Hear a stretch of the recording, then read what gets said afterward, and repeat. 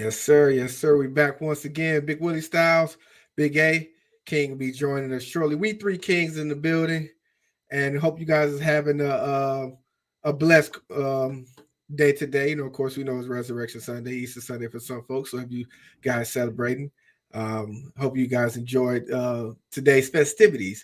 But we got to get right into it, man. Breaking news. Of course, we got the Pistons gear on, so we got to jump right into it. Season came to a close. The Pistons, final game losing out to Chicago.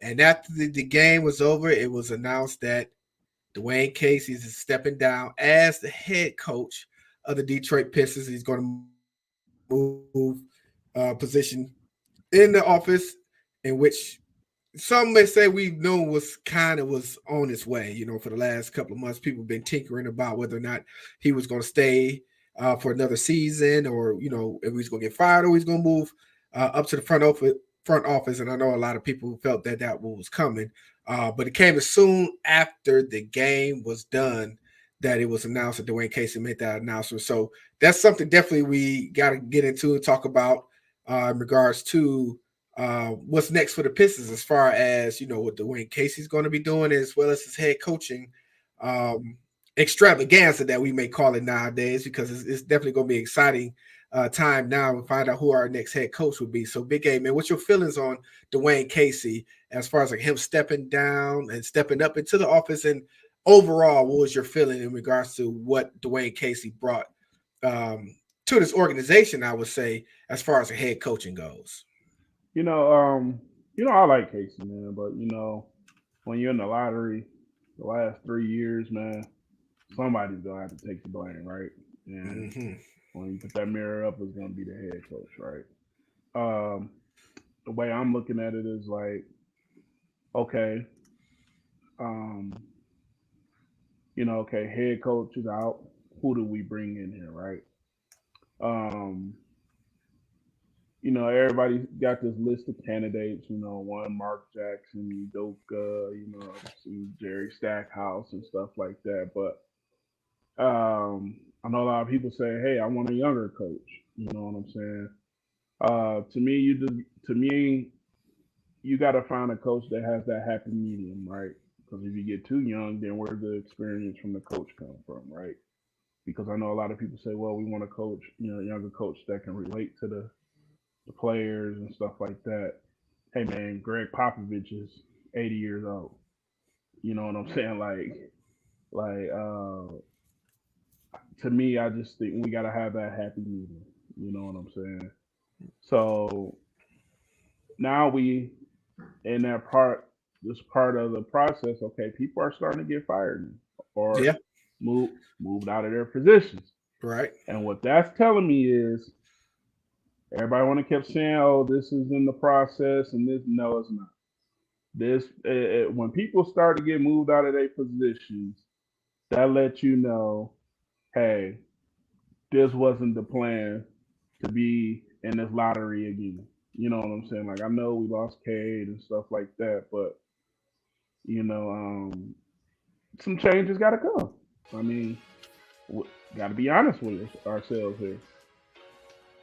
Um, Yeah. So, and with that being said, Big A, who's your favorite? I know you had a think you might have who do you feel is like your favorite candidate in this head coaching extravaganza that we got going on? to me, I like Mark Jackson. Man. I just always felt like Mark Jackson really didn't get the credit he deserved for developing that thing in Golden State, right? I Mm-hmm. feel like he didn't really get the his just due, right? You know what I'm saying? He was part of drafting these guys and bringing these guys in, and then he didn't even get to be there. So I don't like Mark Jackson. I know a lot of people are saying Udoka, but one thing we got to remember with Udoka, we ain't got a Tatum over here. Right. We don't have a Jalen Brown over here. We ain't got Marcus Smart over here. So But we do got a Killian Hayes though. I'm just saying though, it's like we got to remember those points too, man. You know what I'm saying? So, Right. And the thing um, with also Big A, with Udoka, like you said, he came into a position where that was already set. So mm-hmm. I do like he is one of the top candidates in my opinion that I have on my list because, like I said, I believe he was one that was able to reach the young guys being over there with Boston. So that's something that we're looking to within our next coaching is that someone that can be able to have the ear of the young guys. The thing that I have with Casey is that I would want to say that he was built a raw deal, but we got to understand that we go throughout his coaching time here with the Detroit Pistons. He came into came into something that was had something set up for him in regards to early on. We thought we was gonna make a playoff push when we brought Casey in. We still had Blake Griffin, and we still had Derrick Rose coming in, and a few other veteran guys that we thought that when he got in, he was going to push us into that playoffs, which that didn't turn out because we ended up dealing with Blake Griffin and letting a couple other guys go. So we transitioned into this time where we were rebuilding, starting with the youth movement. And Dwayne Casey, he was known for developing players, but it's hard to develop players and still be winning at the same time. And I think being here 6 years and we had nothing to show for it, it was kind of going to be his demise anyway. So I will give appreciation to Dwayne Casey because there's not a lot of coaches that would have withstand this long of a period in transitioning and rebuilding. But honestly, yeah, I feel like you guys felt that there may have been time for some fresh eyes to be on this team. We're gonna welcome my boy DC1 Daryl in the building. Man, what's going on with you, fam? What's going on, man? I hope everybody had a good Resurrection Sunday, man. Yes, indeed. Spend time with the family, friends, and loved ones. So, yeah, man. I'm excited about. I'm happy for Dwayne Casey. So he said, this is he gets more be in the front office to have more time with his family. This is something that's best for him and for this organization. And like I said, we need a new voice, need a new leader.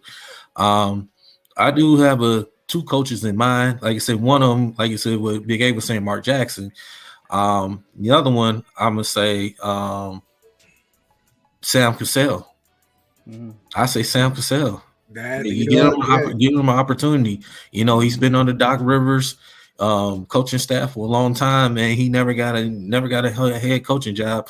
So I mean, I look at Sam Cassell, it could be a potential one. I like Sam Cassell also, because I mean the one thing that what we're trying to most definitely get out is more play out of our guards, right? And we already know Sam Cassell can most definitely push that, but like I said, I know everybody was on the Udoka, it's just that cut and dry, and that's what I want to. Hey man, like reel this thing back in. You know what I'm saying? Right. Like Udoka was over there, the Boston. They're a playoff team. You know what I'm saying? Like I say, you got your Tatum, you got your Jaylen Brown, you got your Marcus Smart. You had Kyrie at one point. You know what I'm saying? You had the Al Horford and all of that. Man. So right. And to pick it back off of you, Big A, I think really with Udoka it's just that he's that hot name.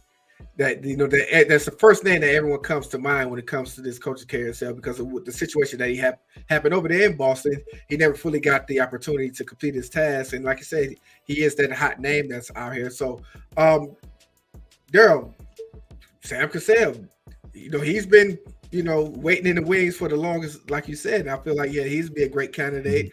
Charles Lee out of Milwaukee. Milwaukee didn't had a great system in place and been a winning program for the last 5 or 6 years.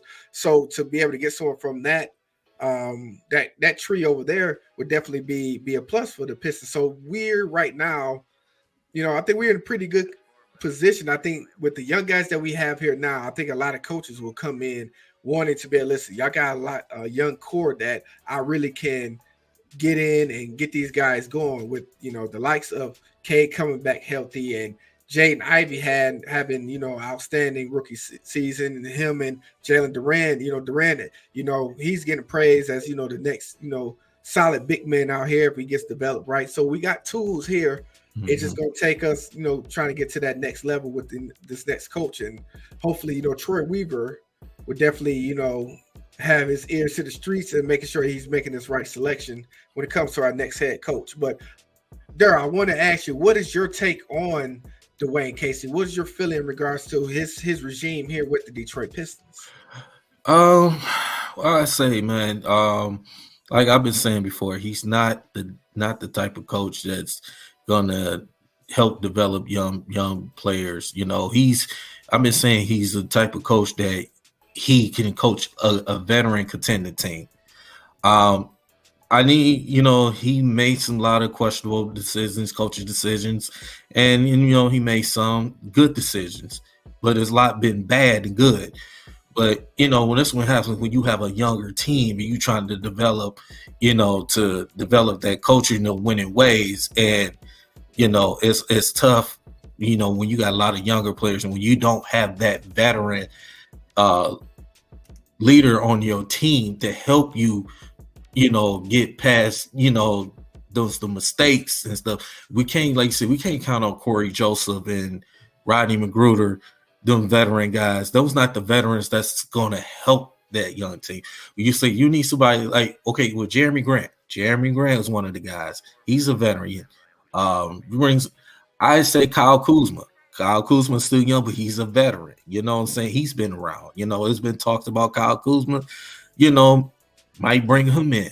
We need players, that can help groom these young guys to be better. And I think Dwayne Casey has been in a tough situation. So it's, like I said, I like Casey, but I just think it was time to move on. We just need that new voice. Indeed. So, with that being said, I know I was reading in the comments saying that we need to take our time when it comes to picking this next head coach, but I'm not sure if we have as much time as we may think, because, like I said, this upcoming draft definitely is going to be a tell on the type of coach that we need to get here, depending on what we pick in the draft. What you think, Big A? I wouldn't even say that. I mean, that's the thing, though. Troy Weaver got to take his time on picking the next coach, because this next one, this is going to be on him. That is true. Because we in the process also. Well, we got to start. I know everybody think Troy Weaver walk on water and all of this stuff too, right? We're in that part of the process where some eyes are going to start looking towards his way also, because I mean, let's not forget, we kind of looking like OKC when he was over there in OKC. We're getting a lot of lottery picks.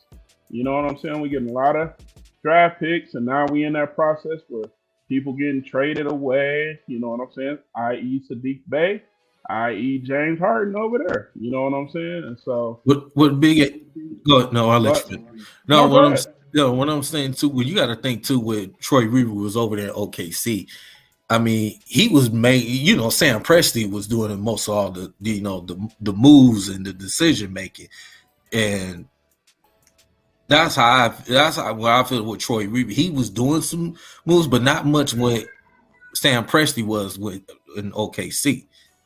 But see, this is my thing. If that was true, the moves that was done over there is being done over here. It's like direct parallel, though. I mean, look at you draft James Harden, and then you let him go away. We draft Sadiq Bey gone. You know what I'm saying? This about to be year 4 in this. Now the head coach is gone. Now we looking for another head coach. But with that one, I understand what you're saying. But in essence, with the James Harden, he wanted more. He wanted more money. He wanted more money, and they should have paid that boy the money. He didn't want to. First off, he didn't want to still keep coming off the bench. And yeah, they should.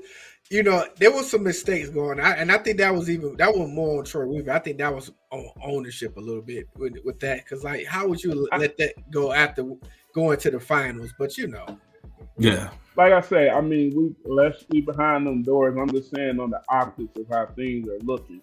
Listen, like I say, he needs to make sure he picked the right coach because, like I say, some eyes are going to be starting to look his way. Because after he picked this coach, and then if the Pistons in the lottery again next year, you know what I'm saying? There's some people gonna start saying, Trey, what's going on? Mm-hmm. Well, definitely. That's just an honest thing. Like, yeah. I don't care which splashes what we doing in the draft and this and that. Like I say, Casey was a scapegoat. Yeah. You know what I'm saying? And it was Casey in the front office now. Mm-hmm. Let's see what coach you're gonna bring in here, Troy Lee. Yep. And like I say, some lights are gonna. People got to be honest here, man. Like, I think with the Pistons organization, they get a lot more of, well, let's take our time with the Pistons. Let's take our time with the Pistons. You know what I'm saying? As if other organizations don't get that leeway. And it's just like, you got to be honest. You got to be honest here. Like, I get it. Pistons was the last team that we got a championship in the city. I get that part, but man, we long and removed from that, man. Mm-hmm. But I want to add this on as well, because, like I said, with this being the last game of the season, and Dwayne Casey immediately indicated that he's stepping down and going into the front office. It kind of gives a feel to me that they already had a plan in action as far as who they were going for as far as the coaching goes. So I don't know if we even need to say take our time. I think they probably was already in the works of that during this second half of the season, when we already knew that we wasn't going anywhere. I mean, when they set all the starters this past 2 months that we've been watching the Pistons, we haven't seen none of the starters out there. To me, now that I'm thinking about it, it's giving me the sign like, listen, Dwayne Casey is coaching his last days. Let's already start the process of getting us another coach in, and I wouldn't be shocked if we don't name a coach, right away. I think we've already been starting that process. It's not like, okay, we let Dwayne Casey go up and not already be prepared. I'm feeling like they was already in the works, in my opinion. Yeah, I agree. If you look at the way Dwayne Casey was coaching the last couple of months, you would think that he wasn't coaching to keep his job. I mean, look at the lineups that he was putting out there. Look at what was going on. It was just like, hey, let's just get through it. You guys was getting frustrated a lot of times when y'all seen what was going on with Casey in this lineup and what is he doing. Honestly, he's just, listen, let's get through it. Let's make sure that we get the opportunity to get a top draft pick, and let me move my way on up. And Troy Weaver, go ahead and work on the back end on seeing who's going to be this replacement. So I'll be shocked. I wouldn't be shocked if we don't name a coach, right away. I won't be shocked either. Yeah, I won't. I think they probably name a coach probably probably a week or two, maybe not even that long. So we'll be definitely keeping our ears and eyes open on that. So it ain't gonna be that long. Yeah. All I want to say is, okay, Casey he won't be the scapegoat next year. That's all. I agree with that. For everybody, they want to say, "Oh, Casey holding this player back, this player back." Okay, we'll see next year. Mm-hmm. Well, exactly. So we can't use that as a scapegoat, but it's definitely making it a much more interesting offseason. That we gotta look into getting the head coach, and also we gotta pay attention to the draft lottery. Now, I think that's basically, like, right now, the most important thing going right now for the Detroit Pistons organization is what we're doing with this lottery. Hopefully that we stay in the top, 3, as well as, if we could, fingers crossed, get that number 1 pick, because I know that everyone look forward to that.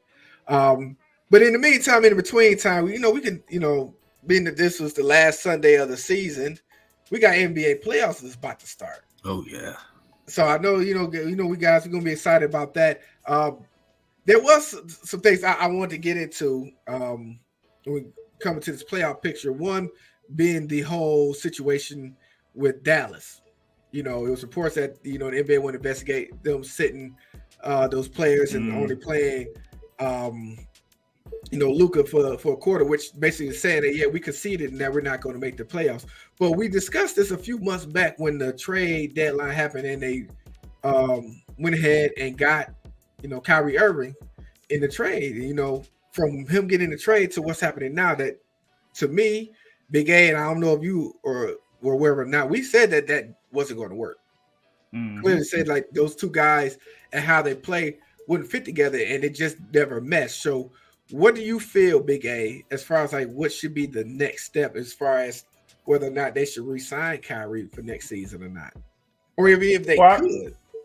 I mean, that's the thing, right? Is are they going to be able to do it? But the one thing with me, what I'm noticing, dude, Luka's too soft.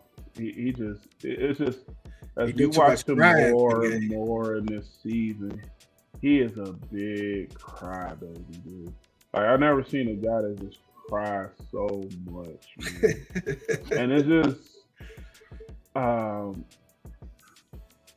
to me, it's just,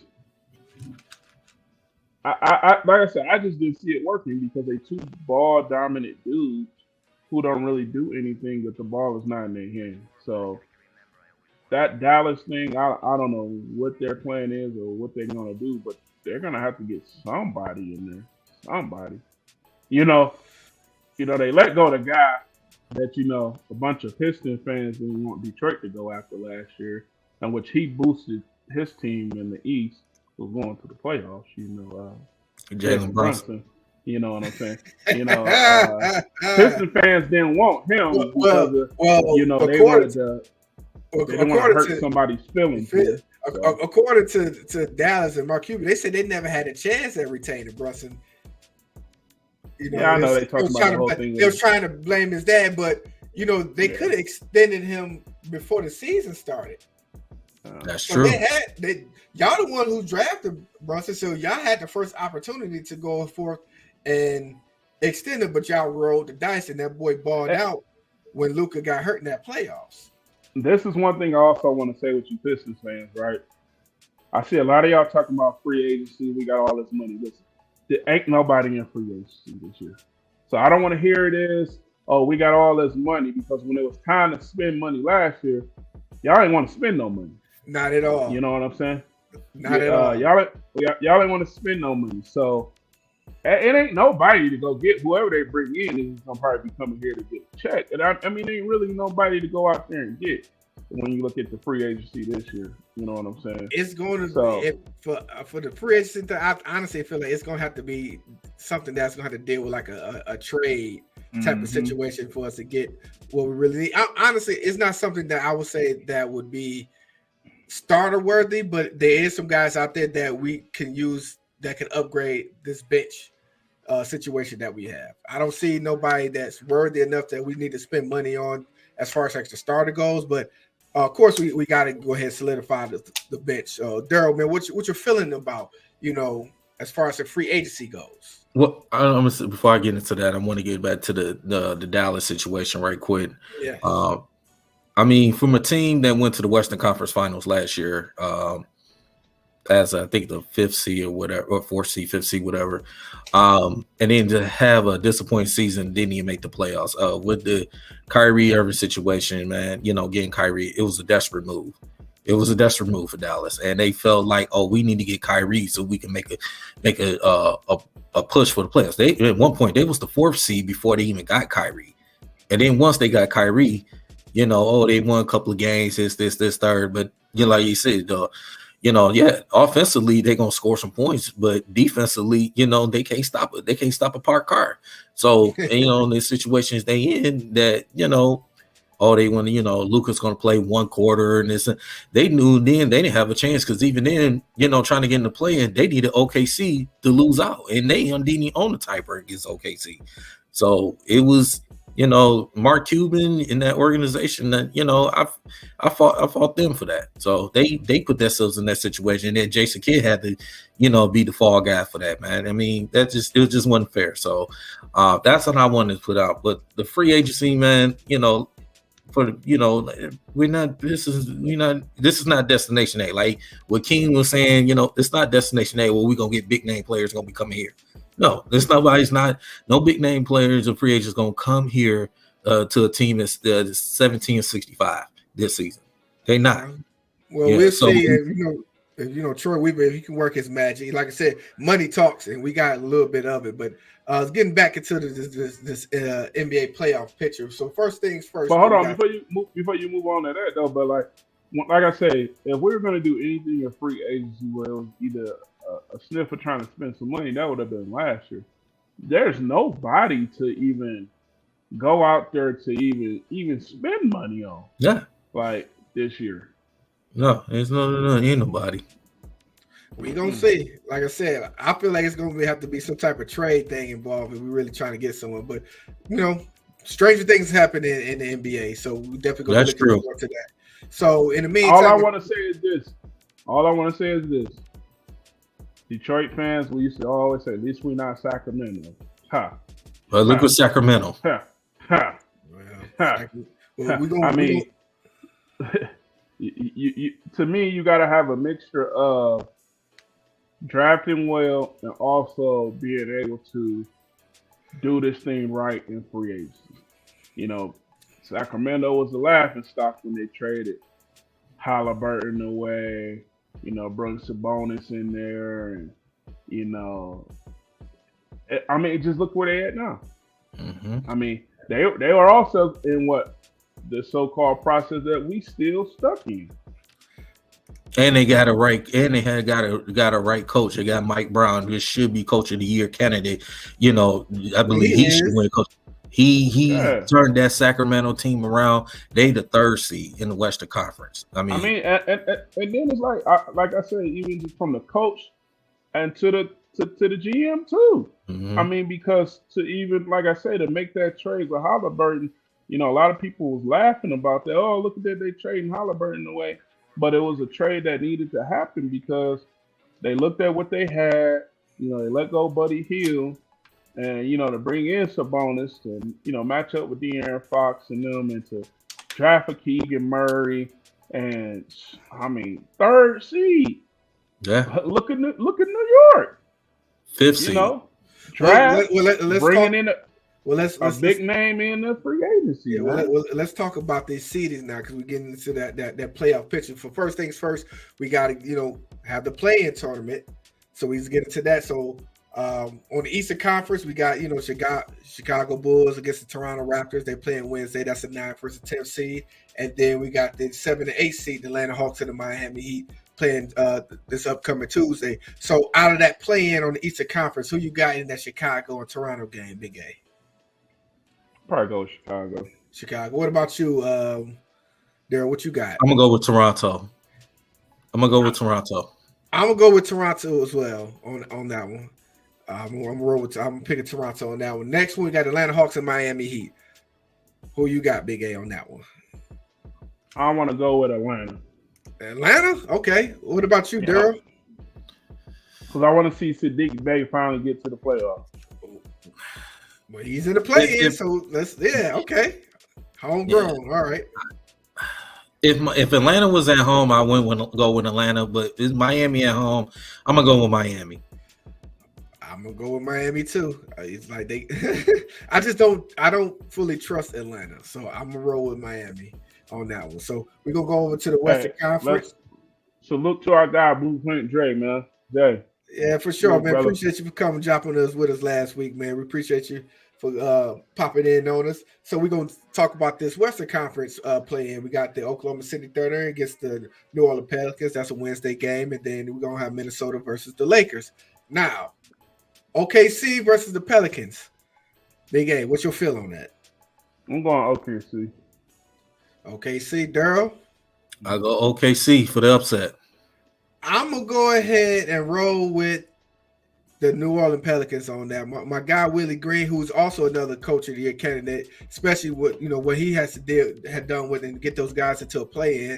I'm going to roll with my alumni, fellow Cooley Cardinal there, Willie Green, to pull up that victory over OKC. Next, we got the Minnesota Timberwolves, versus the LA Lakers. Hold on, the Lakers? The Lakers? The laughing stock earlier part of the season? Well, they should have been the laughing stock because they wasn't playing well, but they pulled it off the second half. Since the All-Star break, they had one of the best records since the All-Star break.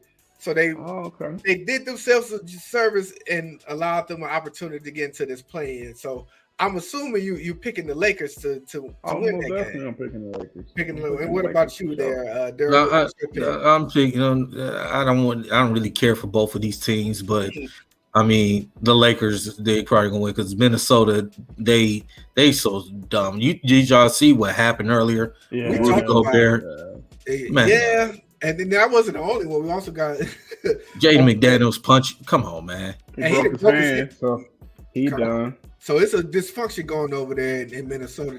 That's the wrong time for that. Yeah, to be obvious. You know, I would be shocked. I would be shocked if Minnesota beat the Lakers. I would be shocked. But that's the thing about this play-in, though. It's grounds for upset. It kind of gives you that college football feel like you only got one opportunity to make a mistake. Like you got to come out right in this play-in. Otherwise, you can't go home. And I know the Lakers are the favorite, but if they don't come out right, it's a chance that Minnesota could slip up and take them out that first game. So those are the play-ins. Of course, you know, go into the playoffs. So, you know, of course, Milwaukee is the number 1 seed. They're going to play the winner of that 7-8 game against the Hawks and the Heat. Then, you know, you got the Boston Celtics on the East Coast. They're going to play the winner of that 7-10 game. And then, you know, of course, first round, we got the Philadelphia 76ers against the Brooklyn Nets. I'm assuming you guys going to roll with the Philadelphia 76ers with that one. Mm-hmm. We all agree in that one. You know, Brooklyn is going to put them up a challenge, of course. Then we got the Cleveland Cavaliers versus the New York Knicks. Now, this is an interesting one right here. Big A, what's your feeling on this? Cavs. I'm going Cavs. Cavs? Okay. All right. There. Cavs. DC Girl. Hey, another team that was in the process right along with us. Yeah, Cleveland, yeah. And listen, drafted well. They jumped in. They got the spider, man. They got the spider. Hold on. Drafted well and bring in some big names in free agents. Mm-hmm. Yep. Listen, you say Big A, you got Cleveland. Cleveland in what? Yeah, I'm going with Cleveland. In what? I don't know what, but I just think Cleveland. I got the New York Knicks in 7. Ooh, confident in Knicks? I got the Knicks in 7. Wow. Well, you know what? I'm gonna say this. I got the Knicks in 6. Ooh.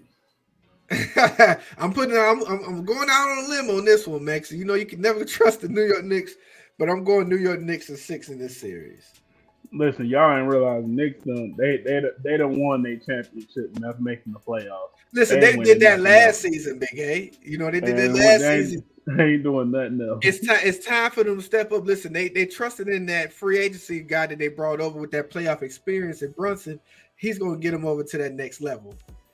Got to believe in Brunson now, Big A. Julius Randle finna disappear. I hope not. Well, you know what? We'll have to pay attention to that. All right, so switching over to West Coast. Now, of course, you know we're going to have different numbers. We're going to play that winner of that the 8-9 game. Then, you know, of course, the number 2 seed, the Memphis Grizzlies. We play the winner of that 7-10 game between, you know, the Lakers and the Timberwolves. Now we go to the 3-6 Sacramento Kings, the number 3 seed against the defending champion Golden State Warriors. Big A, who you got in this series? I'm going with the Kings. You a hater. What about you there, Daryl? Hold on, Kings in what? 7. This is going to be a back and forth series, man. Both teams will score the ball. I mean, they don't play a lot of defense. You know, I don't know. Sorry, Big Willie, your Warriors ain't been playing defense all year, but I'm gonna have to go with the Warriors in 7. I'm gonna go with the Warriors in 6. Being that, you know, Sacramento, they are that team that show throughout the season, but this is the playoffs we're talking about. Kings don't have that playoff experience, and you know the Golden State Warriors have that championship pedigree now. But this was a play-in game.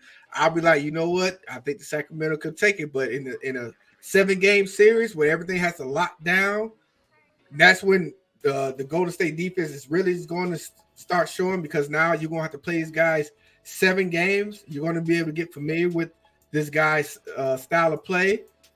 That's when that experience is going to come in this series. So I definitely taking Golden State to take this series from the Sacramento Kings. You know, they had their story about making to the playoffs and making a 3 seed, but yeah, it's going to be Golden State for me on that one. Then, you know, of course, we got here we go. We got the 4-5. Come on, man. Can I get it out, man? Because I was trying to set up Daryl. Because Daryl is a big Clippers fan, so I was trying to set up the moment. You know, but Big A picking the Suns. Suns in what? And 4. So, you out your dang on mind. You out your dang on mind. What do you mean? Paul George finna disappear. No, he won't. Kawhi about to go in the Raptors like Sting. And who's stopping KD? Anyway. Go ahead and say, who's stopping KD? Go ahead and say the Claw. Go ahead. I'm not even paying. He talking about a sweet man, please. Man, please. He know better. Clippers maybe in 5. Clippers maybe 5. Clippers in 6. Clippers in 6? Oh, wow. Clippers in 6. Russell Westbrook, he's going to be balling. Watch. Who? Westbrook. Russell Westbrook is on a revenge tour. He's been playing the best basketball these last couple of weeks. Kawhi seems to be back to his old self. So for me, I am picking in 6 for Phoenix to win. Hey, hold on. And Norman Powell, 6th man of the year. Watch. This is gonna be a good series, man. It's definitely gonna be a fun one to watch. So we're looking forward to these playoffs, man. Of course, man. You know, of course, we can't see our Detroit Pistons in this year, but hopefully we may have a glimpse into next season. They may make some moves and not break. So let me ask you, whoever this new coach is, what's the window for him? Or do this whole process, trust the process, start all over again? It's too late for a trusted process. We got the players in. Expectation. Well, even when it was Casey or a new coach, there's no expectations for us to be taking any steps back. Well, I mean, what step backs can we take worse than the worst record that we in the league right now? We can't get no worse than that. So there's no need to rebuild because we're still in this rebuilding stage. We have the young talent. We got the cap space to be able to get some more talent in here. And then we got a high draft pick coming in. So that there's no need to be waiting to make some noise, in my opinion.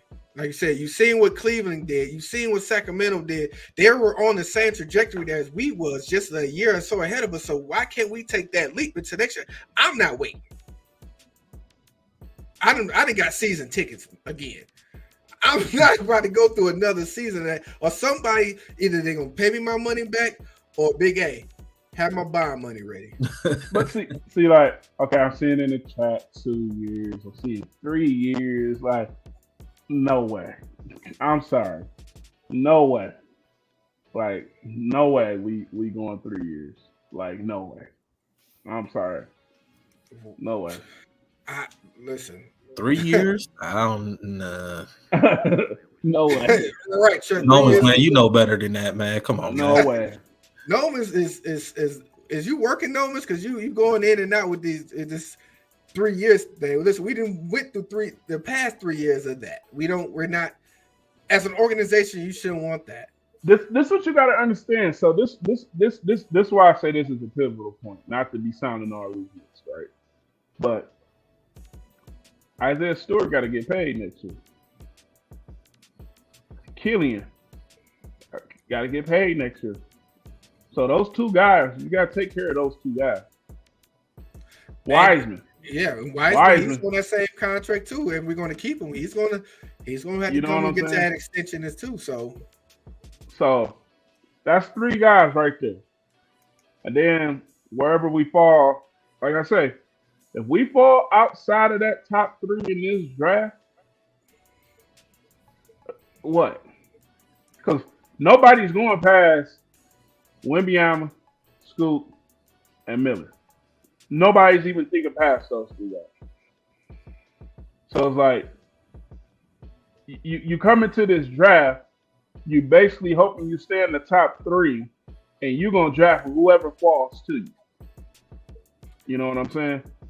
Now, what we gotta try to figure out who we're gonna draft outside of that is where we're gonna fall into deep waters, man. Because then we're gonna run into another Killian Halliburton situation.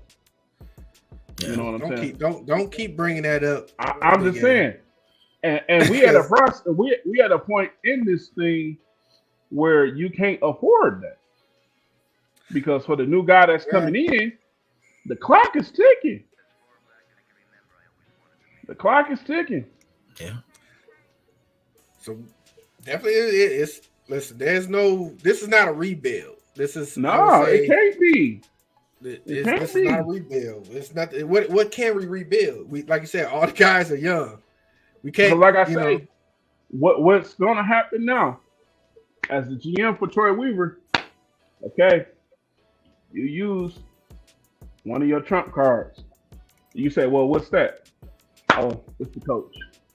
It's the coach. That card is done. Because guess what? The guy that you hired is the guy that's coming in now is the guy that you hired. You know what I'm saying? It's not the guy that was here. He's going to be a Troy Weaver guy for sure. So that's another thing we gotta realize this too, where we're talking about, oh, we need a new coach. Well, guess what goes out the door with that old coach, and guess what comes in the door with the new coach? With the old coach, them his draft picks. With the new coach, you ain't my draft pick. Oh, so Big A, you said there's not gonna be no favoritism going on when the new coach coming in?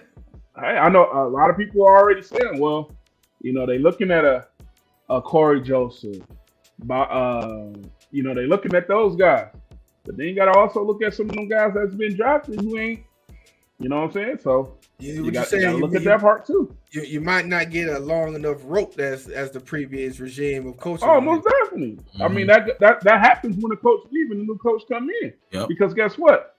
You ain't one of the guys I drafted, and then I'm going to the guy and say, "Hey man, you want me to get this together, but then you want me to hold on to some guys that I ain't bring in here." Yeah, that's true. So them things. That's what I'm saying. This is a lot of stuff that's going to be going into this thing to where I say that new guy, he coming in, he got to hit it running. Most definitely. And what he has to know is there's no more lottery when you coming in. I don't care what injuries is going on. None of that. Ain't nobody. It's too long, man. The expectation is that we got to win and got to compete. So I definitely need that out of coach because, like I said, we can't go through another season like this as Pistons fans. And it's not fair to us. Like I said, Troy Weaver sent out that email to all, the season ticket folks that, thanking them for, sticking with us and promise us it's going to be better days. And I'm looking forward to it because this season was tough. Of course, we had some injuries going forth, but hey, listen. Can we please bring Rashid in on this stuff? Yeah. I like, what's the hold up for not bringing Rashid? Like, I'm not getting it. Well, we gonna see. King, welcome to the party, brother. Hey, can y'all hear me good? Yeah, we hear you. We hear you all right. Hey. So, of course, we swung back around to talk about this head coaching thing. So, with you jumping in, go ahead and give your feels in regards to, of course, Dwayne Casey stepping down and us picking up in regards to what the new head coach may be. So, what's your feels on that, King? I knew this was coming with Dwayne Casey. They had put that report out months ago about him moving to the front office. And I feel like it's the right move. Move him to the front office. He been around this league, 44 years doing this thing. You know what I'm saying? On benches and front offices and all. So it's the right move. It's time for Dwayne Casey to be able to spend more time with his family, to enjoy things from the front office view.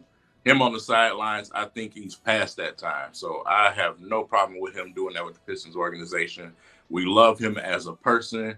We love him as a leader. And like I said, when it comes to coaching, that's a whole total different thing. What I want on a court, though, is a younger coach somebody that's going to come in here and create a culture, mainly a defensive mindset, and somebody who's going to come and bring a nice staff to put in front of these players, man, so they can actually learn and be able to relate. So me personally, I like the names that I've seen as far as the potential candidates.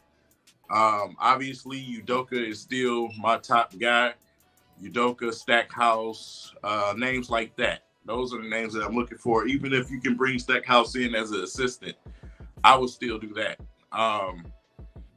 But I have no problem with what the Pistons did here. So, I mean, just want to congratulate Dwayne Casey for being able to move into a different position. And, man, I trust Troy Weaver. Whatever Troy Weaver decided to do, I trust it. I think they need a new voice in the locker room. It's time for something new. You can't keep wash, rinse, repeat, every season, giving the same message, and then you go out there and get your heads blown off. It don't work that way with these young guys, man. So I think it's time to switch it up and bring somebody in that's younger, that understands, the analytical part of the game, the involvement of the game. And, I think we'd be straight, man. So let me ask you, King, who you got a feel for as far as potential next head coach? Do you got anybody in mind? Do you got any? It's hands down Udoka. The reports are already leaking out about the Pistons having the interest in him. So going back to what I was saying earlier, I don't know if you caught it, King, but I was saying that it was just ironic that Dwayne Casey went ahead and stepped down and stepped up into the office immediately after the game ended. So I'm gonna tell you this, Willie. That was planned probably about a year ago. Well, I would say at the latest a year ago. Troy Weaver probably says, "Hey, I want you to go out there, develop these young guys, raise them up for me for a couple of years, then I'm gonna bring you up to the office." I think that was the plan probably in the beginning, to be honest. You know what? And to think about it, you may be right. Because from what you're saying, basically, even if they were going to have a winning season, he was going to step down regardless. Which is what you're saying. So to me, with that being said, and that's when they were speaking earlier about the Pistons taking their time with this head coaching thing, I believe they were already in the works of that throughout the year already. So I can see the Pistons grabbing someone, sooner than later, because, like you said, they've already had the plan of action of Dwayne Casey stepping down. And like you said, Udoka, that kind of fell in our laps a little bit because of that controversial situation. There's some other guys that's out there, but definitely I know reports are he was the top guy, the guy out of, Charles Lee out of Milwaukee is another one, and a few other ones that they're looking into. So I'm assuming that they already got their head coach.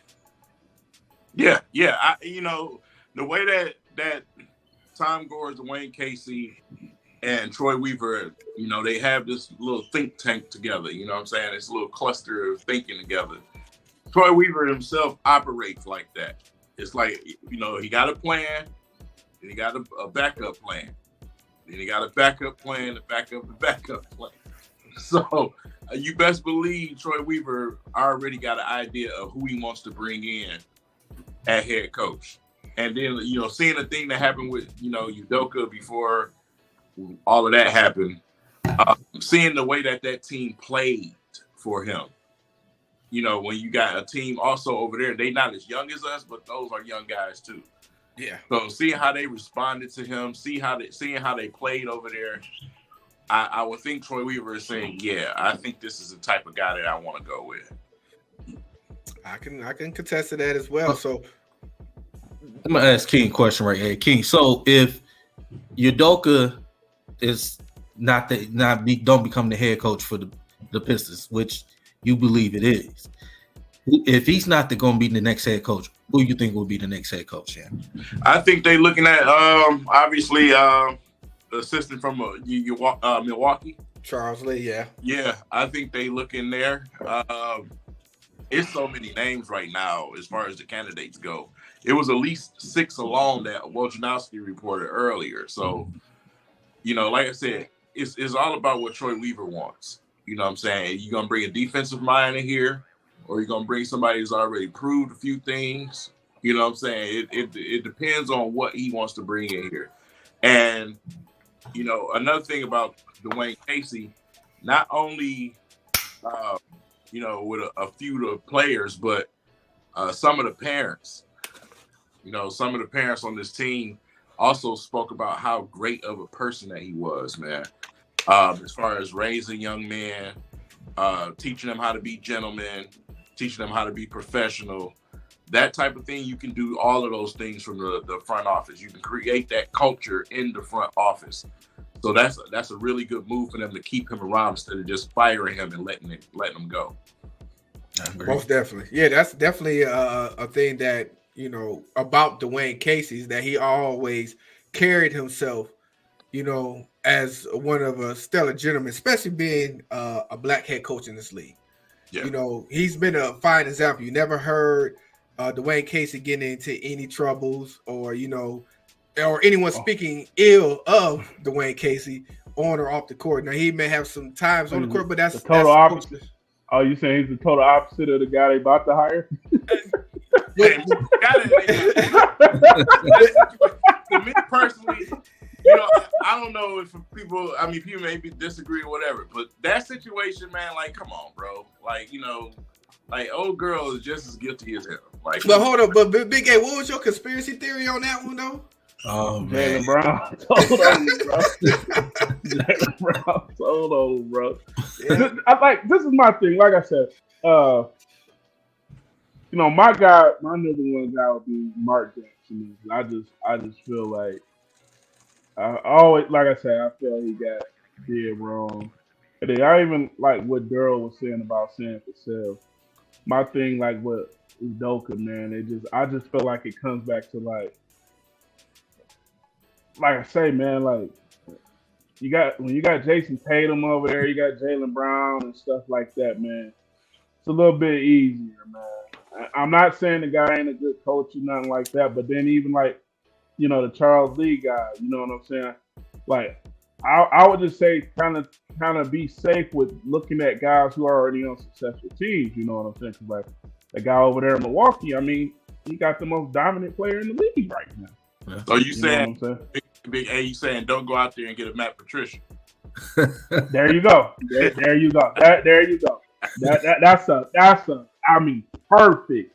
I mean, you couldn't have compared it more because they thought Matt, like you said, they thought Patricia was the next best thing to sliced bread. Oh, he's commanding this and commanding that. So, like I said, I'm not saying that these guys are not good coaches or nothing like that, but I would just say kind of weigh it to like, okay, look what these guys dealing with.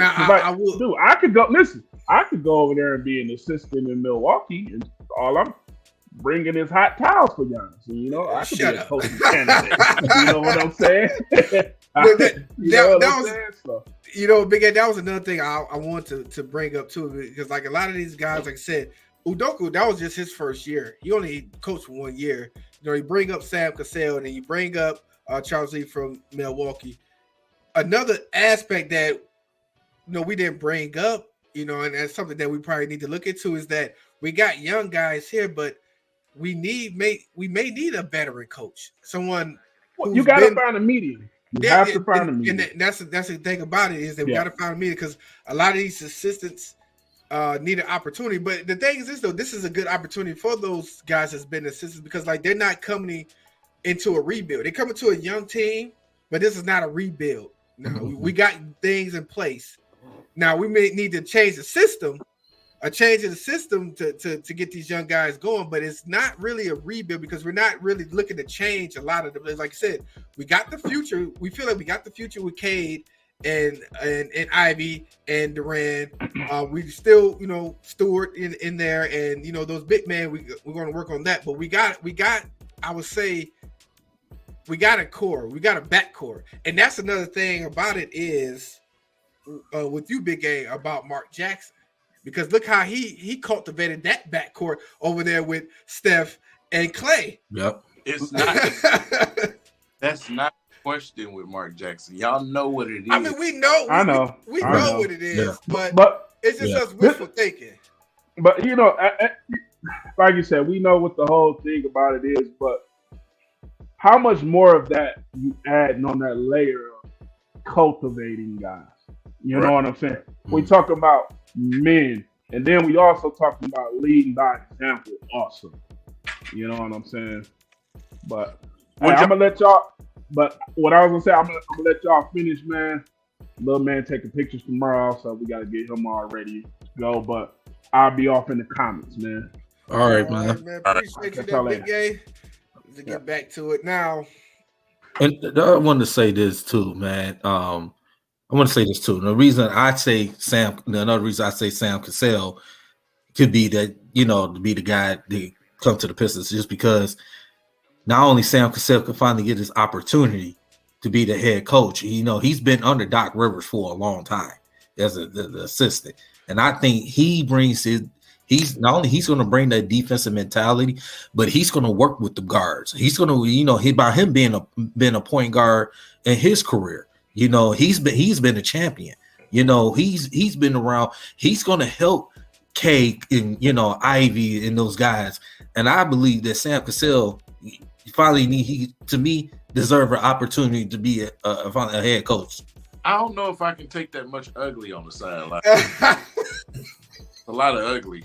And imagine him getting mad too. Hey, at least it's not Tyrone Hill. Marvin the Marvin. Oh man, woo. Man. No, seriously though, what would y'all think about the Pistons interviewing someone like Tayshaun as an assistant? Yeah, I think as an assistant, yeah, definitely. I mean, yeah, because with Tayshaun, he has the experience. Of course, he's a defensive-minded guy. If bring him back in, it definitely would be a fan favorite to see one of our own back on that bench. So if they do, it's just I guess it depends on what coaching that they have available. Like mentioned earlier, bringing Rashid in to help coach those big guys on how to play big down there and be finesse. I think Rashid would do well for a guy like Wiseman and if we keep Bagley, just because their style of play could be similar to what Rashid was. Well, he worked with Durn too in Memphis. Rashid, that's why Durn is like he is. Rashid instills dog in these big guys. Because I remember him, he was doing an interview, he was talking about Drummond.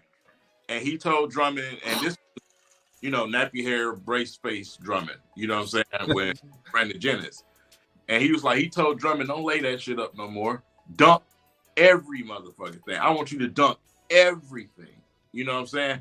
If you 7 feet in Wiseman, dunk everything. And see, he didn't get a chance to get to Wiseman because Wiseman was going before Rashid got there. So, but it definitely that connection with both of them, Wiseman and Durant coming from Memphis, and Rashid was assisting over there, and then bringing him back over. I definitely think will bode well for us for our big men if we decide to keep all those big men, because with the skill set that Rashid has, it definitely would improve on our big guy situation.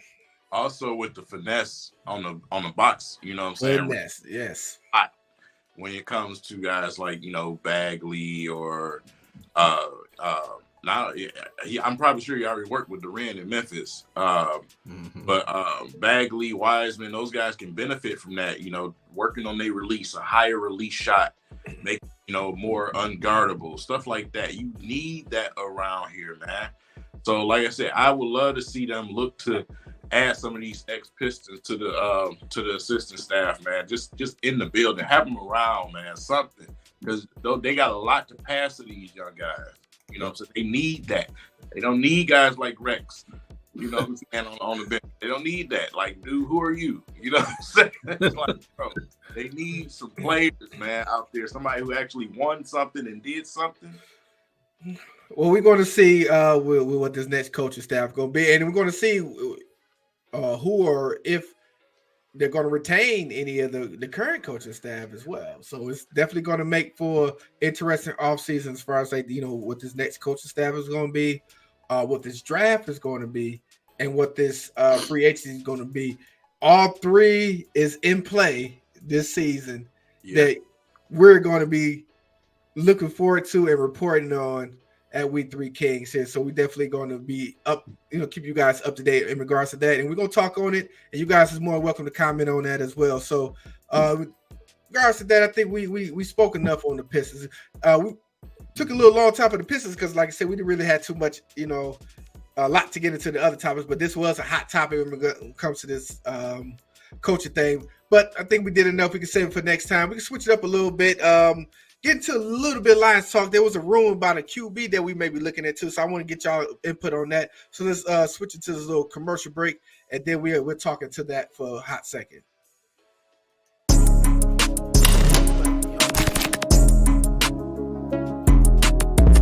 Wow, black-owned shoe store. Culture. My culture, though. You see what they talking about in here. What's up, little dog? You good? Y'all got something here for me? I'm talking about exclusive. They got all the dunks? How many dunks they got? Something like these. Y'all got a little vibe in here. They buying shoes, selling shoes. It feels like the culture. They dunking on people. Oh, they on TikTok. They looking out for the kids. Oh, man, this is great, man. Oh, they got all the races working here. It just really feels like culture. You looking for a black-owned shoe store to get some real drip at? Come up here to Culture Detroit, man. That's what the streets been missing. Welcome home, fam. Yes, sir. Yes, sir. So there's been rumors, and I won't even say rumors. There has been some talks in regards to the Lions in this offseason in regards to the backup quarterback situation. There have been reports that the Lions have made a significant offer to Teddy Bridgewater. Which for me, I feel like that would be, as far as a backup QB situation, definitely be a great move because he brings a different type of quarterback than what we've been having these last couple of years behind Goff. So definitely wouldn't mind the Lions making that move. King, what's your take on that? Kind of pissed me off. Pissed off? Pissed off? What? First of all, Teddy Bridgewater is somebody that I've been wanting the Lions to look at to bring in here as a backup. But then you just re-sign Sudfield, bro. So it's like I just want a young quarterback. I don't even care to hear none of it. I want a young quarterback at the end of the day in this whole ordeal. I don't want a bunch of backups from here and there. Go and get a young guy to raise here. So if you brought in a Bridgewater, I don't want to see Sudfield. He can go. I don't know why you brought him back in the first place. Get him out of here. I want a young guy, man. Period. DC Daryl, man, what's your feel, brother? I mean, I don't have a problem with Teddy Bridgewater, coming in as a backup quarterback. Me personally, I had said it. I had said recently before. I say, to me, I'd rather say Carson Wentz, and the reason why I say Carson Wentz because he was a Philadelphia guy. Is that why you said that? No, I'm not because Daryl is an Eagles fan and he wanted another Eagles. I didn't trust Carson because he was a terrible leader on that. That's why the Eagles let him go. The reason I say Carson Wentz because he's still young. You bring somebody, Teddy Bridgewater. I mean, both guys haven't been healthy, especially Teddy Bridgewater. But at least with Carson Wentz, you bring him in for a 1-year insurance policy. I'm not saying Goff is going to get hurt. I'm not saying Goff going to get benched or anything. I'm not going to say that. I'm knocking on wood. Hopefully it doesn't happen. But at least I would say bring a guy like Carson Wentz. At least he can learn the Ben Johnson system just in case things happen, with Goff. And at least I trust him more than I would trust Bridgewater just because the health. You know what, Daryl, I would have to disagree with you. I would not want to touch Carson Wentz at all. and the reason why is that I just feel like we need to get away from golf-like quarterbacks being his backup. With Teddy Bridgewater, he brings a different dynamic than what Carson Wentz. And the thing is this, Carson Wentz is another guy that, he has to stay healthy as well too. But being in that backup role, you got more time to be healthy than you do to get hurt. So for me, Carson Wentz, I think his time has passed. It's been passed. I just understand, where you're coming from, Daryl, but I just feel like we need to have a different dynamic. You got debit draft. And that's the thing. We have it to where we can draft, in which I ain't gonna say I know, but I'm 99.99% sure the Lions will draft a young quarterback. So we have to get a young guy on a rookie deal regardless. So drafting a guy and getting him groomed is definitely something they could do this draft as well as the next draft. So, who would you say, if we speaking on drafted quarterbacks, who you got a feel for in regards to whether or not, let me ask this. It's not even the point of if we're drafting a quarterback. Do y'all feel like the Lions should draft a quarterback within the first 4 picks that they have?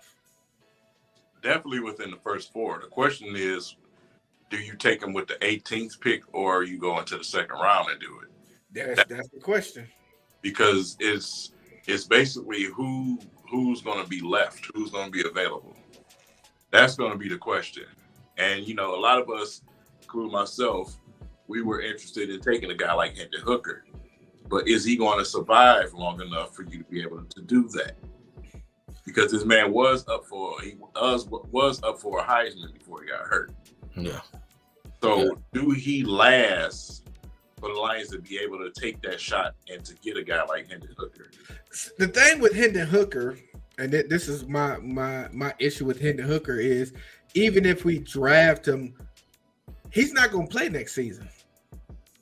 He's I'm going to play next season. But you want him to be able to be backup.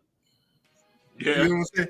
And that's my thing about it. You will be basically storing him away to but to get to plan next season. So that would be my issue with him. And the fact that Hendon Hooker he'll be 26 going into his rookie season. So he's already an older quarterback with the injury.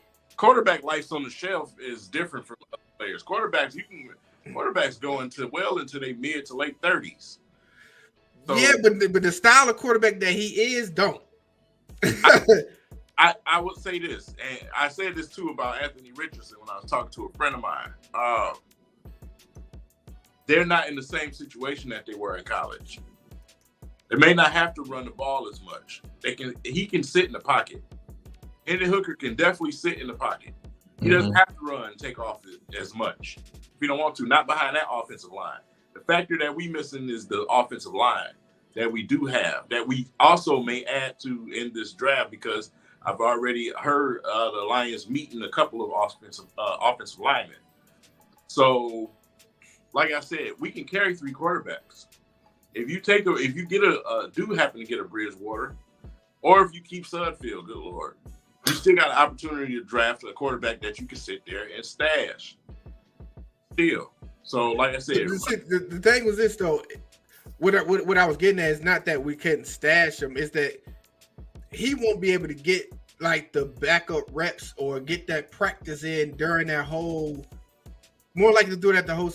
Well, depends on how fast he recovers from this injury.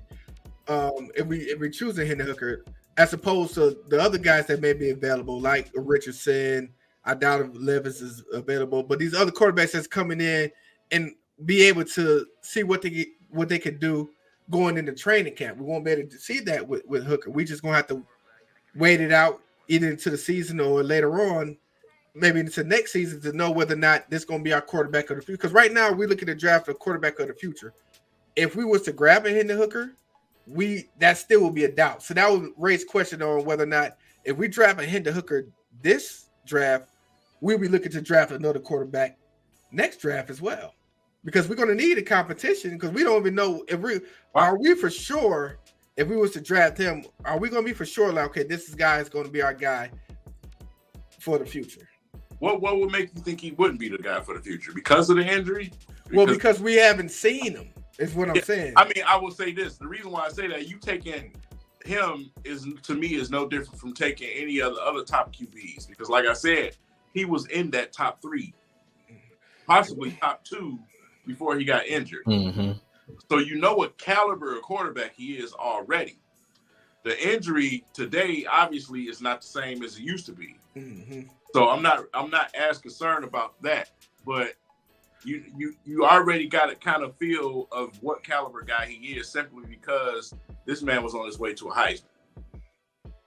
So I can if I'm the Lions, I can say, okay, we got a backup quarterback right now for emergency.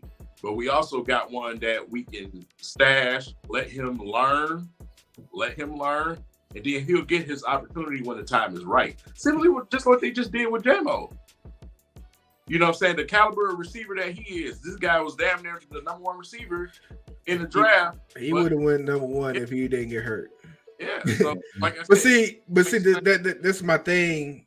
Is to me, it's different from like a receiver than it is with the quarterback. The reason why I'm saying that is that if he wasn't hurt and we still drafted him, you knowing that the one thing that he can sit back and learn, the other thing is that he's going to need to get some game reps, is what I'm saying. And he may not get that next season. So we not knowing that he may get the playbook down. You know what he was doing in college, but we know the college game is different than the program. My thing is this: as a Lions organization, will we bank, if we were to get him, are we going to bank on him being ready? And what is our contingency if he's not? Is my question. I feel like this, because I would rather do it now and say, okay, even if he don't get a chance to get a rep next season, okay, obviously the following season he'll be ready, because you're not going to have a shot to get a good quarterback the following draft, because you don't plan on losing that enough to do that. I mean, who knows? We may be going ahead and extending Jared Goff for another 3 or 4 years. Yeah, I'm not about to get that, man. We didn't think about that though. You know, Lions kind of in love with Jared Goff. But King, you gotta look at it too, man. If Goff would keep playing the way he playing, he playing the way he playing. How is he playing? If he keep playing, he's playing at an all-star level. That's what he's saying. He's playing at a Pro Bowl level. I'm just saying, man. Excuse me, Daryl. Willie, you full of shit. Okay, them damn stats ain't fooling me. Listen, so, this ain't nothing. This ain't nothing nobody ain't seen before. Listen, the thing is this though. You're right, but and then with Jared Goff, it got the Rams to the Pro Bowl. Not the Pro Bowl, got them to the Super Bowl with the talent they got around. But you got to understand, King, how much talent we got around him now. That's going to make him look good now. Man. You can't deny it, man. I know it's hurting for you to give Jared Goff some credit. Honestly, I honestly like the turnaround that Jared Goff had last season. I honestly do. But bro, listen. You want that young thing. That's what you want. No, it's not just that. You got to be able to do more than just throw 20-yard passes. I need you to consistently be able to bomb that football. You got J-Mo now. You need to be able to throw down the field, and you need to be able to get on the horse when you need to get on the horse. Listen there, King. When Jared Goff throw them bombs to J-Mo this season and be completing them 60, 70-yard passes and be able to scramble for them first down this season, I need you to go ahead and put some respect on Jared Goff's name. I need you to go out there and get his jersey. I need you to wave the flag around. I promise you, I will give all respect to Jared Goff if I see it with my eyes this season. Because even the bombs that he did throw and completed last year, they was ducks. So I ain't no damn fool, man. So, like I said, I expect the Lions fans to be like, okay, yeah, look at this, look at that. They never seen him play. You know what I'm saying? They only watch the Lions. I get that. He can get you to the Super Bowl. But But that's the thing right now. You know, like you said before, King, you gotta crawl before you walk. Yeah, and that's what we talking about the extension. Yeah. Like right now, I'm cool with it. I'm perfectly. And listen, Jared Goff working on that 3-year, $250 million extension right now. All guaranteed money.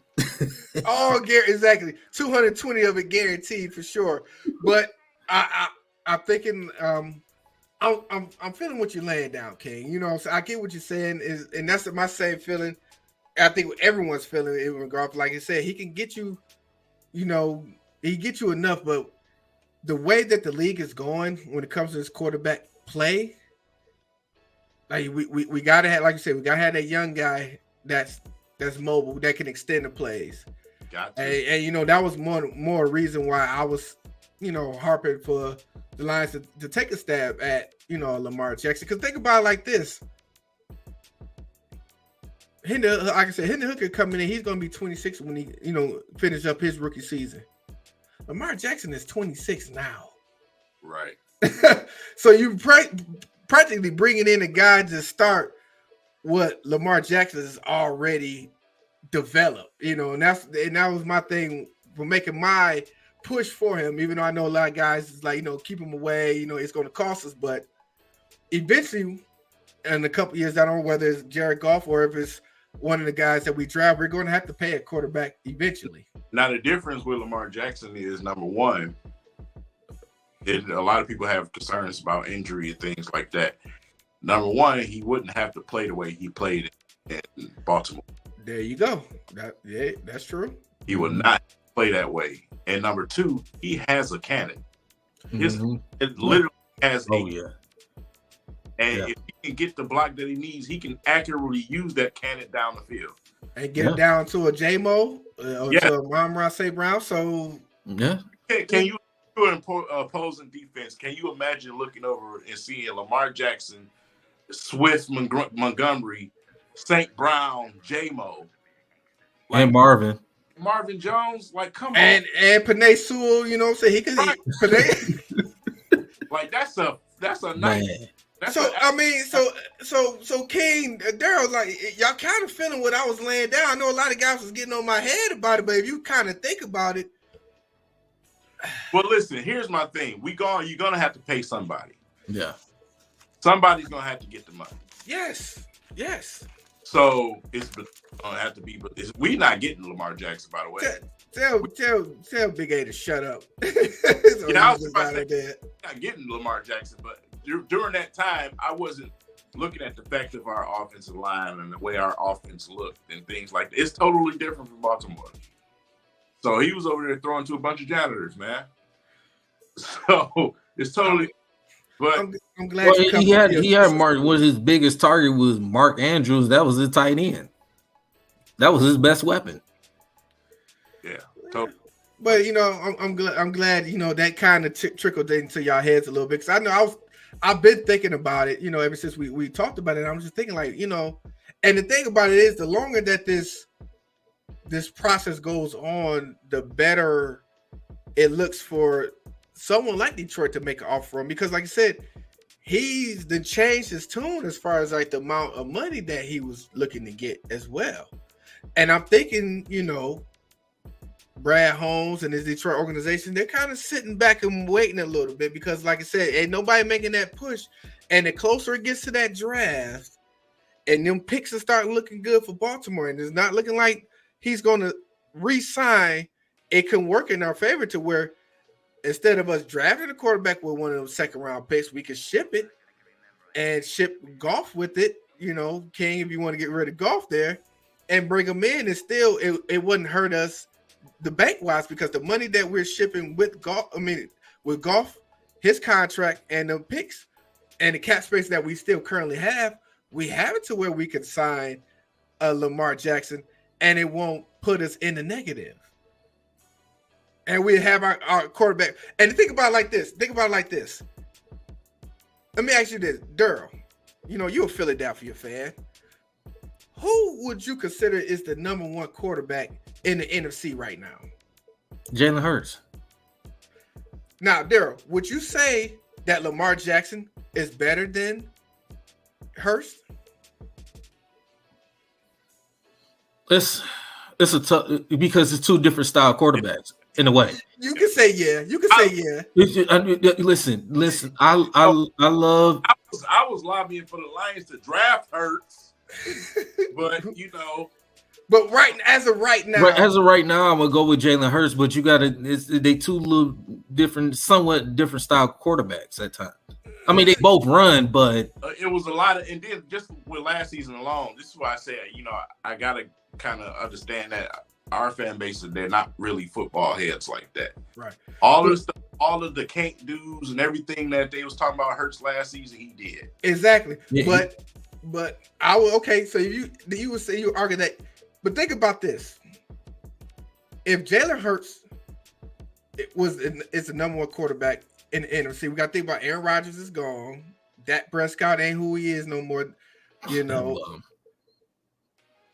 Right now, you could kind of say that Jared Goff is kind of like the number 2 quarterback in the NFC right now. yeah. And if you trade him off and bring in Lamar Jackson into this Lions system, that will make Lamar Jackson probably the number 1 quarterback in the NFC. It will almost, I won't say guarantee, but it will put us in a very favorable position to be the Super Bowl contenders for the NFC.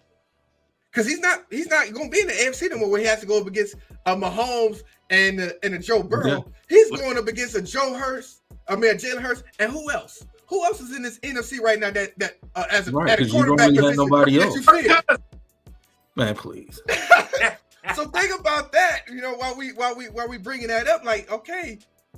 But listen, but this is where you get caught in this web. And also, hold on, and also with the picks that we have, I didn't say we got to shop all the picks. We still could draft a quarterback. Even if we trade for him, we still got picks to where we can still draft a quarterback. If Lamar Jackson, like over these next couple of years, we still could be grooming the next Lamar Jackson and have it going for the lines be set for the next decade, I would say. I do definitely agree. If Lamar Jackson was to come over to the Lions, yeah, I definitely agree he would be the number 1 quarterback in the NFC.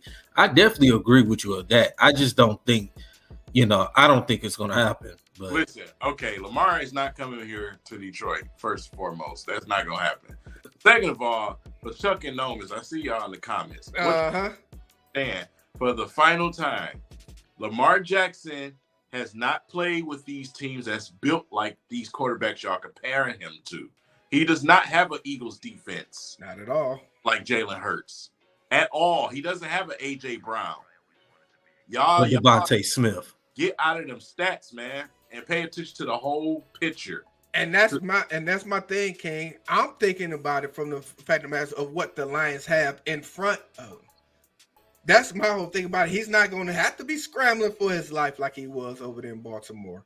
And this is, like I said, I understand how the system goes. It may not be what it's going to be, but if you really think about it, it's not a bad situation for him right now, especially coming into the NFC and who he has to go up against as far as like the quarterback side goes. Like, you got Jalen Hurts, and then you got basically everybody else right now. It's just money, man. Good Lord. Yeah, like I said, but you hear what I say about the money situation. It's like we just restructured deals we got available. Still got 20-something in cap space, 30-something that would be with Jalen Hurts if we was to trade him. So that's $50 million plus in cap space that we can maneuver to where we can sign Lamar Jackson, and it won't kill us. Because like I said, we already got damn near everybody in place. We're going to get some young guys in the draft. So we're kind of be set up for us to be able to win right now, and then we don't have to sell the farmhouse to do it. It's not going to hurt us back. It's like the guys that we're going to have to re-sign, they're young guys that's 2 to 3 or 4 years down the road. And by that time, we can restructure or cut Lamar Jackson or do some other restructures and cuts and still have that young guy on that rookie deal, like you guys said, draft, and he's available. We can just plug him in. It can work. I'm just putting my GM hat on a little bit, guys. That's all. I'm just working a little GM work, Shawshank Redemption. Listen, man. Down this damn rabbit hole right now. It's fun because we ain't got nothing else to talk about, King. I'm just trying to. I'm just putting it out there, man. The hole right now. I wish it was a way, but it's not. It's not gonna happen. That man ain't coming here. No. Yeah. I understand that, but it was fun to bring that up because them guys were starting to go crazy in the comment section. but listen, it made you think though, now didn't it, King? Did you see?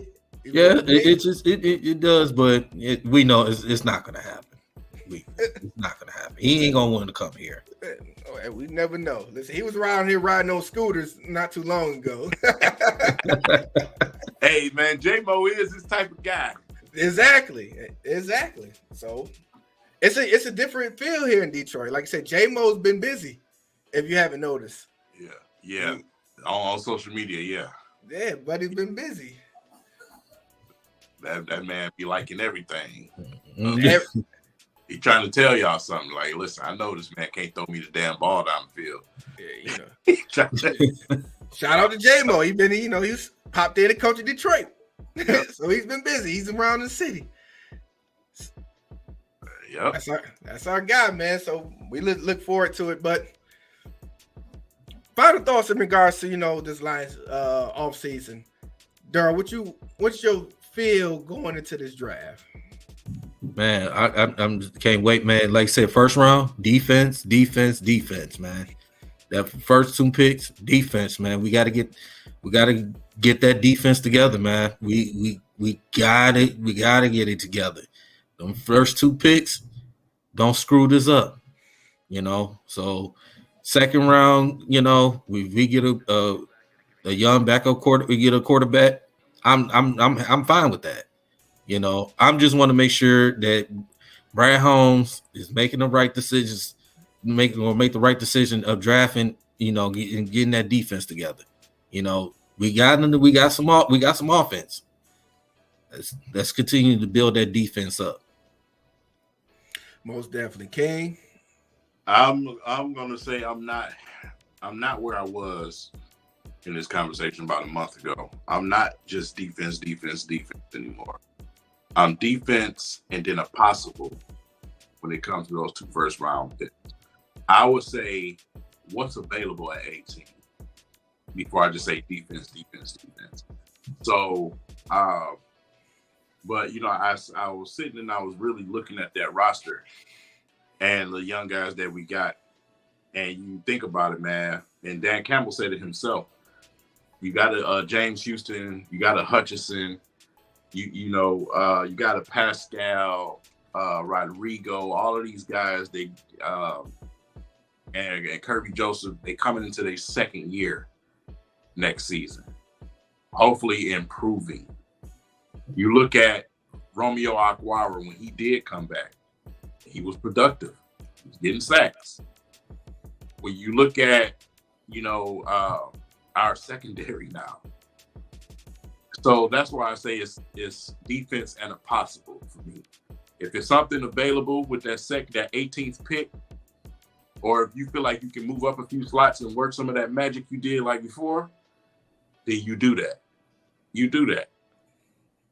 Otherwise, we just need to focus on that linebacker core, add more to that interior on the defensive line. And, I'm good with that, man. I still want a quarterback, though. You're gonna say you want a quarterback. And listen, I agree with you on that. I feel like we can, we definitely could use a quarterback in this draft. I'm banking that we will, pull that trigger and get us one because we need one. We haven't had a young quarterback here in a while coming out the draft that we could develop. So we definitely want to bring that aboard. I'm with you in regards to the defense thing. Listen, the moves that we made this offseason definitely changed up some things. I'm still wanting them to attack that secondary because we got to also think that the guys that we brought in, they're not on long-term deals. Gardner Johnson and what's the name out of San Fran? They're on 1-year deals. So, whether we're going to stand them or not, we still want to have a plan in place of bringing these young guys, even the young guys we still got here that we could develop. So definitely looking forward to that. This offseason is definitely going to be intriguing, man. And I know the draft is a couple of weeks away. So, of course, we 3 Kings is going to be live, man. Y'all can kick and chill with us because we going to have the reactions when y'all get them. And let's have fun with it, man. I look forward to it. So, I think we can wrap it up in regards to, the Lions talk, see what else we got going on. We're not too much with the Michigan that we can talk about. I guess we could hit on, the little transfer situation when it came to Michigan. Big guy, Big Ned came out of North Carolina, so we could talk about that just for a hot second. Let's go to a quick, commercial break, and then we'll jump into a little Michigan talk.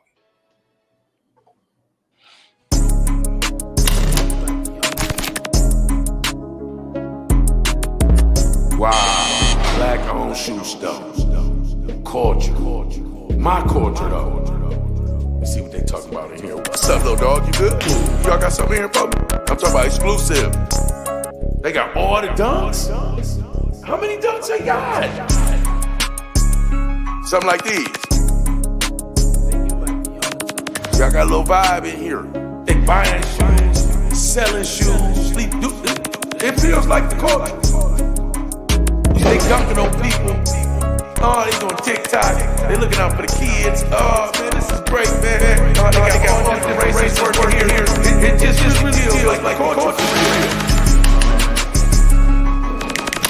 Looking for a black-owned shoe store to get some real drip at? Come up here to Culture Detroit, man. That's what the streets been missing. Welcome home, fam. Yes, sir. Yes, sir. So,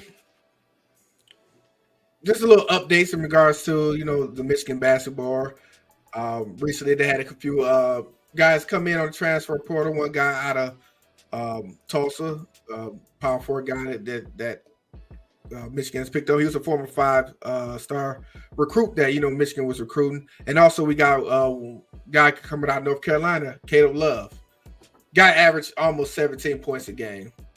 Coming off of what we were going through in regards to what this past season and what we're losing in regards to the likes of Buffkin going to the draft and of course Jet Howard going to the draft and then Hunter Dickinson entering into the transfer portal, it was looking like, the Michigan program was going to have to stay busy in its transfer portal. And they've already reached out to several guys and landed a couple of guys coming forward.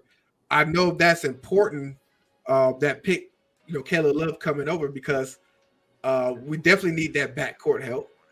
And we definitely need that scoring help because we just literally lost our top 3 scorers points-wise to the draft and the transfer portal. Now, there also were talks about the door still being open for Hunter Dickinson to return. He's been taking up offers throughout from several of the, the D1 colleges for him to come in. He's on some Zoom meetings and everything like that, but that's still in place. So right now, Michigan, it's still up in the air as far as like the basketball goes. But that definitely was a point in the right direction with them picking up Caleb Love. King, I'm not sure if you too much into, that transition in regards to Caleb Love. What do you feel about Michigan making that move to be able to get a guy like Caleb Love? Oh, man.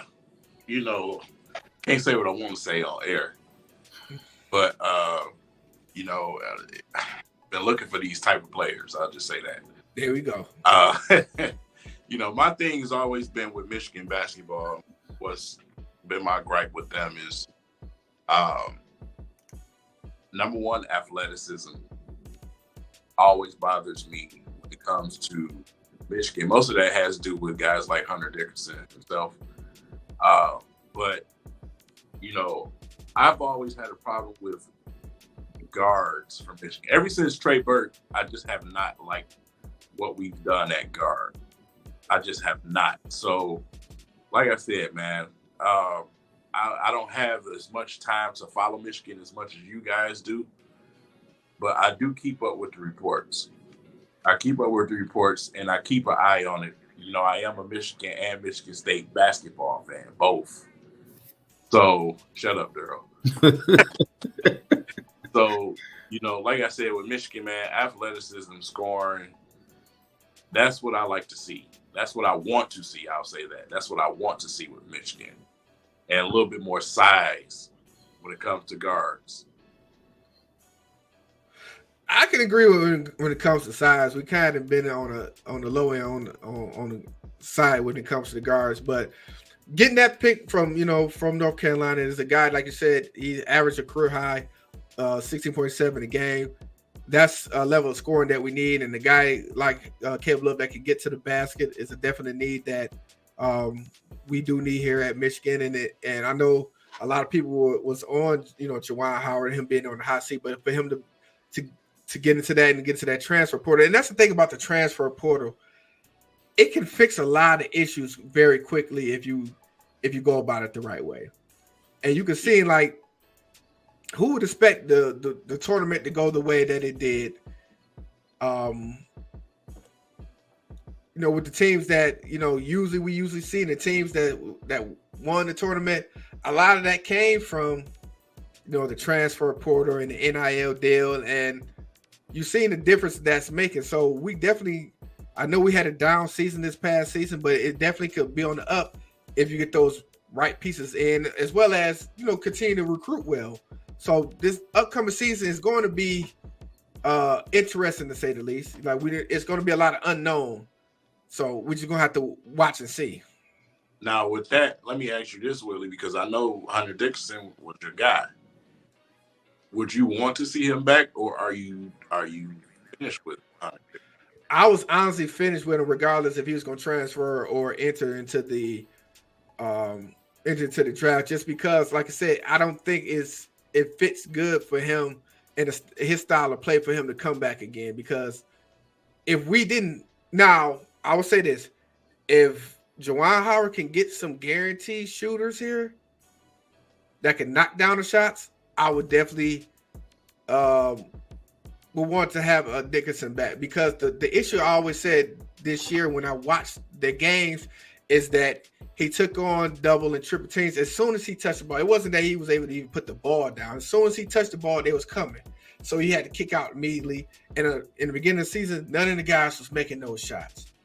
Yeah. And if those guys was making those shots, that stops the defense from collapsing down, which opens up more opportunities for him to get one-on-ones or get to the basket quicker, because they had the threat of the outside shot. So that would be the only thing if we were able to guarantee that. But I believe that's why Dickinson left, because he knew that Buffkin was leaving and Jet Howard leaving. Then you're going to have to groom new guys, and you don't know what their guys are going to be coming in.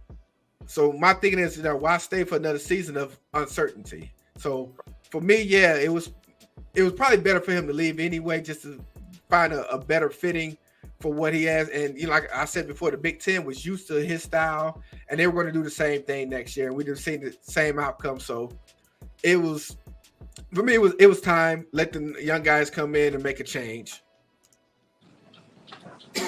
Excuse me. Big gay, dog. Oh boy, that man does not like Hunter Dickinson. Well, we're going to see how it's going to be without him finally. So he can stop complaining about Dickinson, and we can go on and see what these guys are going to do. But definitely, he's going to leave things open for next season. So we don't know what's going to happen, but this is going to be a telltale for Juwan Howard as a coach. You're definitely going to see what his coaching prowess is going to be going to next season with the guys that's leaving. And I'm hoping for a turnaround. Listen, I want the best for this basketball program, and for them to continue to grow and get these guys and develop them and show up in these tournaments, man. And, I know State, they got some guys coming in too. I know, Dur, you've been paying attention to that as well. Oh yeah, I haven't been paying attention as much lately, but I've been, like I said, I've been looking at on Twitter and Instagram, and seeing who we've been getting, and they say, man, I'm not with Izzo, man, you know what to expect, what he gonna get, man. So I mean, we're just that we need size, definitely. We definitely need size up front, and like I said, Sissoko and the guys, they okay, but we we need size, we need depth. I mean, we always didn't have problems with the guard play. We always had good guards, So I mean, we just need size up front, and like you said, we got the guys that's going to buy into Izzo's system that's going to play defense. So yeah, we look forward to that. But that's enough state talk because can't in Big A's absence, we got to keep the same energy. So I can't allow you to go on any further. No, but I will say this. I will say this about the Caleb Love situation. I will say this that is huge. That is huge for Michigan to get him because the simple